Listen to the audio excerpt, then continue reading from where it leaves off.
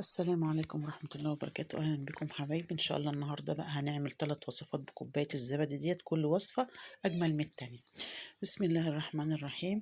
طبعا أنا جاهز بقى التتبيلة بتاعت الوراك المشوية ديت. بصلتين وسط زي ما انتوا شايفين اهوت، وطبعا بقى كركم وبهار فراخ وفلفل أسمر وواحد ماجي اختياري ورشة من الكمون. تمام كده اهوت. هعصجهم كده في قلب بعضيهم، وهاخد بقى ايه معلقتين كده من الزبادي الجميلة ديت زي ما انتوا شايفين اهوت، ومعلقة من الخل، وطبعا معلقتين من الزيت، ومعلقة من العسل الأسمر.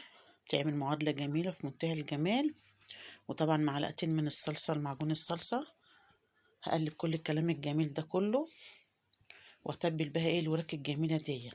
تمام كده اهوت. هحط بس شوية كده في الأرضية، وامسك بقى الوراك ديت ايه ادخل فيها التتبيلة كده شمال ويمين لحد ما اشبعها من التتبيلة الجميلة ديت، واسيبها بقى في الصينية التتبيلة ديت اقل حاجة ساعة. لو انت مستعجلة ساعة، مش انت مش مستعجلة خليها يوم بطوله تبقى اجمل. تمام كده اهو. تعالوا بقى للوصفة التانية. بسم الله الرحمن الرحيم. طبعا 3 فصوص من الثوم، ملح وفلفل اسمر وكمون، كل حاجة منها رشة. طبعا نص كوباية من الطحينة.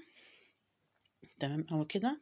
هناخد بقى ايه معلقة من الزبادي برضو عليها، هقلبهم طبعا جنب بعضهم كده اهوت لحد ما يندمجوا في بعض. مع كوباية مية دافية طبعا، ومعلقة من الخل، وعصرة نص ليمونة، واقلب كل الكلام الجميل ده كله لحد ما تلف معايا ما شاء الله عليه. واخر حاجة بقى ايه معلقة من الزيت.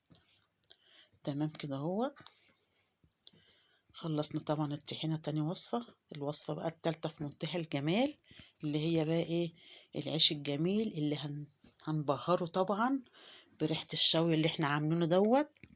طبعا اللي شارب من الفحم طبعا والزبادي في منتهى الجمال. هنشوف هنعمل ايه مع بعض. انا طبعا حاطه طبعا نص كوبايه من الدقيق، وباكو خميره فوريه، واخر حاجه معلقتين من الزبادي ورشه من الملح. هسيبها بقى ايه تخمر شويه كده اهوت لحد ما نجهز ايه الدقيق. انا كل الحكايه مستخدمه نص كيلو من الدقيق. تمام كده اهوت. بس تعالي بقى ايه نعمل الفحم الاول عشان ناخد ايه حبه عصاره كده نعمل بيها العيش. تمام كده اهوت. تمام لحد ما ايه العجينه الاولانيه تخمر معايا. انا طبعا مجهزه طبعا نص كيلو من الدقيق. شايفين بقى العصاره اللي هي نازله من الفراخ المشويه. هنزل طبعا على نص كيلو من الدقيق او العجينه اللي احنا عملناها مع بعض هي هعجن فيها. ولو محتاجه ميه دافيه احط، مش محتاجه خلاص.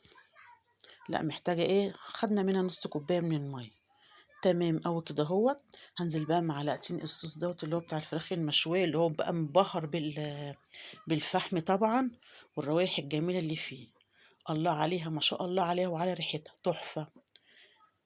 تعالوا بقى ايه انا مش هخليها تخمر، انا هخليها تخمر في الصينيه. هقطعها كده بس عشان اعرف ايه تتفرد معايا بسهوله. طبعا حسب الرغيف اللي انتوا عايزينه. احنا هنعمله كده رغيف بيضاوي ومدور برضو.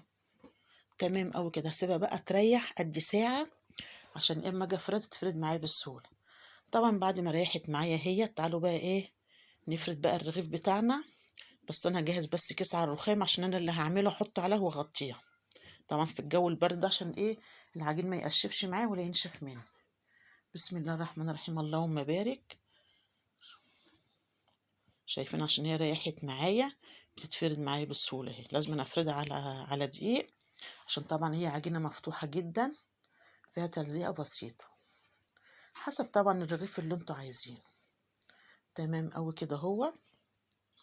هسيبها بقى كده على الكيس واغطيها عشان ايه تخمر معايا. تمام اوي كده. هفرد طبعا واحد تاني. ها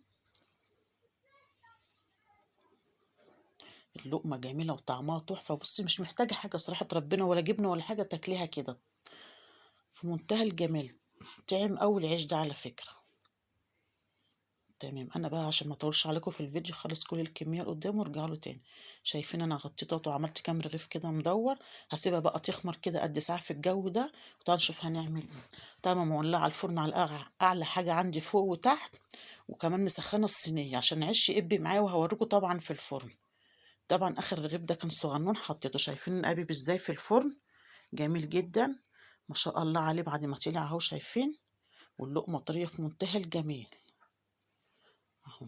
شايفين الصغير بقى اللي هم اخر حاجة ديت عجينة، بص مفتوحة ازاي وجميلة ازاي، مش معجنة ولا حاجة من جوه، في منتهى الجمال.